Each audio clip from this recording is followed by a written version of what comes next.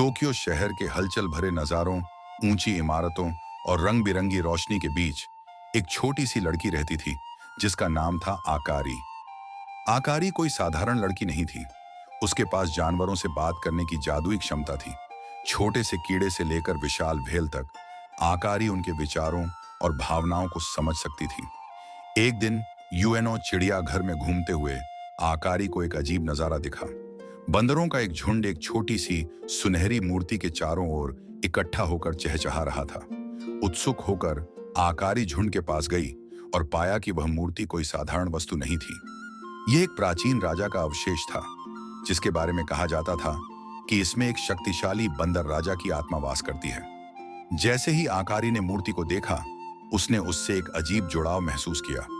वह बंदर राजा की उपस्थिति, उसकी बुद्धिमत्ता और उसकी शक्ति को महसूस कर सकती थी।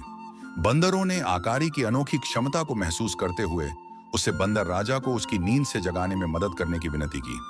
आकारी उनकी विनती से प्रभावित होकर मदद करने के लिए राजी हो गई।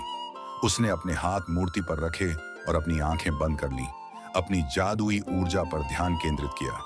मूर्ति चमकने लगी और हवा ऊर्जा से छटकने लगी। अचानक मूर्ति से प्रकाश की एक किरण निकली और एक आकृति उभरी। यह बंदर राजा था। उसकी आंखें बुद्धिमत्ता से चमक रही थीं और उसका शरीर शक्ति से विकीर्ण हो रहा था। बंदर खुशी से चिल्ला उठे और आकारी ने पौराणिक प्राणी को देखकर विस्मय का अनुभव किया। बंदर राजा आकारी द्वारा उसे मुक्त करने के लिए आभारी था। उसने उसे धन्यवाद दिया और उसे एक उपहार दिया। उसने उसे एक जादुई छड़ी प्रदान की जो उसकी शक्तियों को बढ़ा सकती थी और उसे दुनिया भर के जानवरों के साथ संवाद करने की अनुमति दे सकती थी। आकारी उपहार से बहुत खुश होकर बंदर राजा को धन्यवाद दिया और उसने अपनी शक्तियों का उपयोग अच्छे के लिए करने का वादा किया।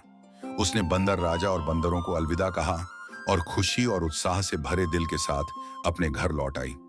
उस दिन से आकारी दुनिया भर में घूमी, अपनी शक्तियों का उपयोग जरूरतमंद जानवरों की मदद करने के लिए किया। वह पशु फुसफुसाहट के रूप में जानी जाने लगी, सभी प्राणियों की रक्षक बन गई और बंदर राजा अपने राज्य से उस पर नजर रखते हुए उस छोटी लड़की पर गर्व से मुस्कुराया जिसने उसे जगाया था। और आकारी सभी जानवरों की सच्ची दोस्त बन गई थी और सभी एक अच्छी दोस्त पाकर खुश थे।